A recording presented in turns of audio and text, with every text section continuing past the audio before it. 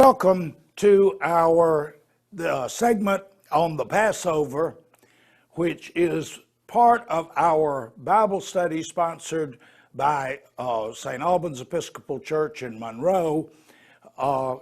It's the title of our Bible study is Becoming His Beloved, Answering God's Call to Discipleship. The whole Bible, coming up to the final Great Commission of Jesus Christ, was about following Him, and following Him is discipleship. So this study is interested in viewing the events, the personalities, and the people as we progress from Genesis through Revelation, looking at what that means to Jesus's ultimate aim of discipleship and how that can help us to become one. So that is the focus that we have here. Now, we began this with the creation in Genesis some months ago. We have only been doing 2 of these segments a month on the first and third Saturdays, and they're available on Zoom. The reason for that was the heavy involvement and deadline pressure for a book that I am writing entitled the same thing as this study. And it is a daily reading each day on discipleship. I am to the last 40 of the chapters that I am writing, and editing has already begun. It should be published within the next few months. We'll let you know that. But with the lessening of the deadlines, beginning now, we are going to have one of these segments each week. The first and third Saturdays at 10 o'clock will be available on Zoom at the same time. The others will be recorded and will be available by 10 o'clock on each Saturday. So there will now be a new segment available each week as we progress through the Bible looking at discipleship. Today, we come to something very exciting from a historical standpoint and from a spiritual standpoint. We have reached the point with the people of the Israelites who have been captive, subjugated under Egypt for 400 years, just as God had told Moses they would be. But we are at the end of that period now.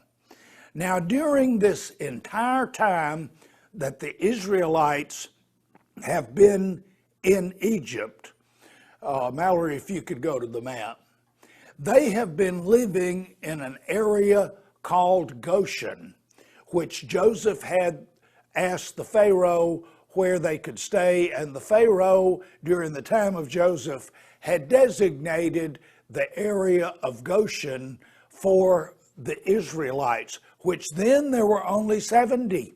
Remember the family of the children of Jacob, it was only 70 people. But they settled in Goshen. They've now been there for approximately 400 years. It is a very fertile, rich land. It's at the end of the Nile River. And remember, the Nile River is over 1,400 miles long. And all of that silt, all of that topsoil that comes down the Nile, much of it gets dumped where the Nile splits and flattens out in what's called the Delta, where it has many little paths that it is going through this flat, rich land. And it is being enriched every year when the Nile rises and floods and falls. And it is a very, very wonderful area. Now, as you could see from the map, This is also just south of the area where the Israelites have been living, is the population center of the Egyptians. The city of Ramses is where the government was, the Pharaoh, where all of these meetings with Moses and the Pharaoh take place. All of that takes place near the city of Ramses, where the Pharaoh is. The cities around Ramses are largely supply areas for the city of Ramses. Ramses being the seat of government much, much larger than the other cities around. So they have been here for that period of time. Remember now also that we are now to the place where Moses, under God's instruction and direction, has confronted the Pharaoh 9 times with the plagues that were visited when the Pharaoh refused to let the Israelites leave. They were progressive plagues. Now we are to the place where the most serious one is about to occur. God is about to strike the firstborn of all Egyptian people. And not only that, but the firstborn of all of their animals. Scholars have pretty well coalesced around the idea that means that there could likely be between 10 and 20% of all of the Egyptian animals were going to die at midnight also. The Passover, and you know, a lot of times the word Passover is easy to pass over because we've heard it so many times. But it was a literal Passover, is why it is named that. It is the method, the ritual by which God commanded Moses to instruct the Israelite people how they would be exempted from this death that was going to come at midnight tonight, that night. The angel of death was to pass through, but specific instructions were given to the Israelites, and the basic instructions were that at twilight of that night they were to kill a lamb and prepare it in just a certain way, but they were to preserve the blood of the lamb that they had killed for their meal, which would get them ready for leaving the next morning after 400 years of bondage. The blood then, with a handful of herbs, hyssop, was to be dipped into the blood of the sacrificed animal, and then it was to be placed on the post on each side of the door and on the lintel over the door. Big brush, a smear of it in those spots. Then when the angel of death would come by, when the angel saw the blood of the lamb, it identified the house of the faithful. And so we are now at midnight, and in Exodus 12, we see, and that night, at midnight, the Lord struck down all of the firstborn sons in the land of Egypt, from the firstborn of the Pharaoh who sat on his throne to the firstborn son of the prisoner in the dungeon. Even the firstborn of their livestock were killed. Pharaoh and all his officials and all the people of Egypt woke up during the night, and loud wailing was heard throughout the land of Egypt. There was not a single house where someone had not died. Now think about the horror of what we are discussing now. And think about the practical purpose of what God has done by way of bringing about His will and His plan. We have between 1 and 2 million people who are an integral part of the Egyptian life and society that are about to leave, along with a great amount of livestock, which you can imagine had been part of Egyptian life also. Probably talking about millions of sheep, goat, and cattle, and all of the resource that involved is about to leave come daybreak.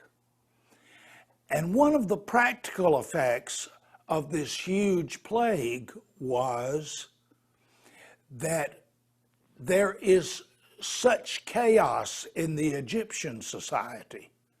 Imagine even the Pharaoh, when he realizes that the Israelites and all of everything is about to pull out of Egypt, he is overcome personally with grief.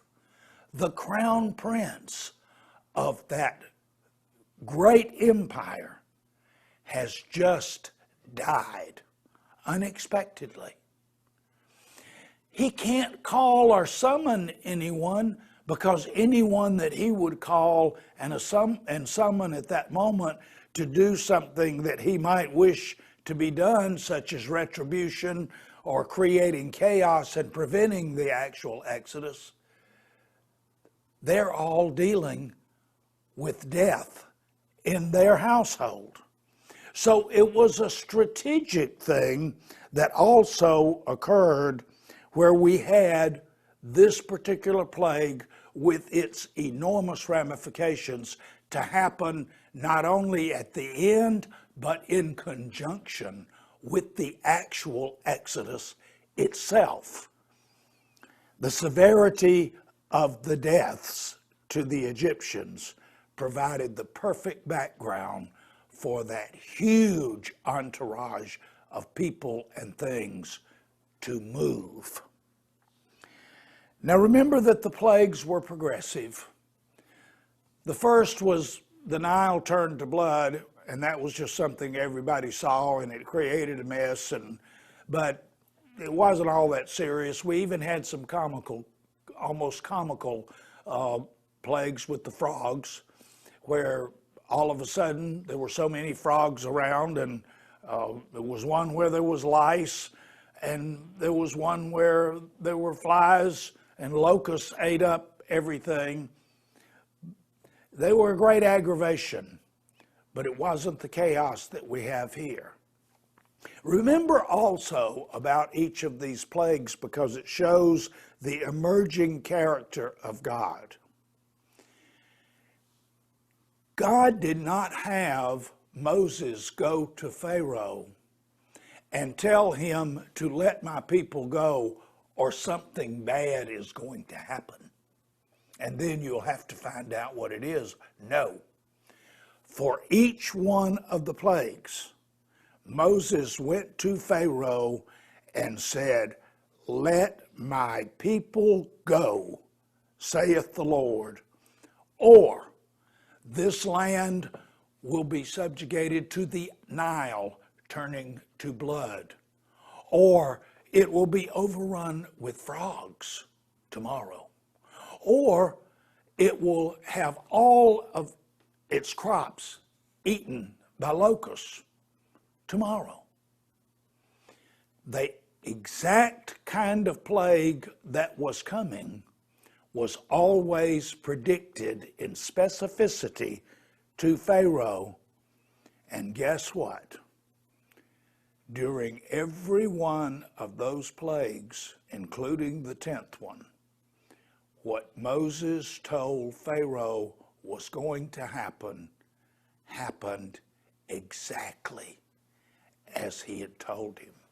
And it happened exactly when he told him. That tells us something about the power of the revelations and the promises of God. Remember also something very, very significant. During all of these plagues where great problems were caused and now death in the family, during every one of these plagues, the Israelites, the people of God, his chosen people, were exempted from the plague. Imagine what that said to Pharaoh and to the Egyptian people.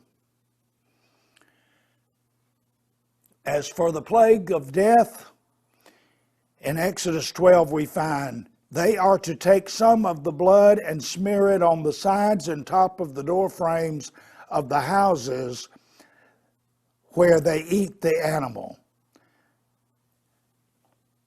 And they were exempted if they followed that ritual and that demand.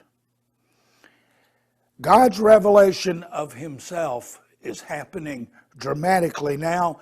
It is reaching a crescendo.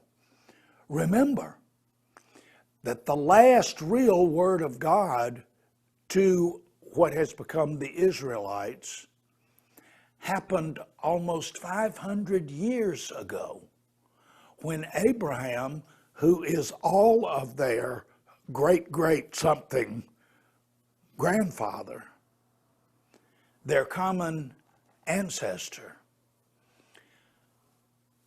God had made promises to Abraham, and he had told him that his people would be in a foreign land, turned out to be Egypt, and they would be there for 400 years.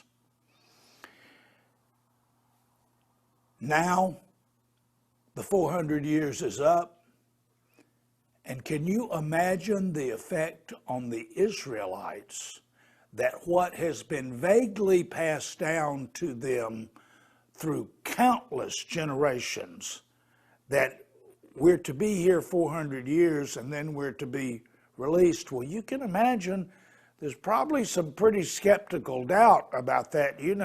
400 years is a long time. But now God is revealing that he keeps his promises to his people.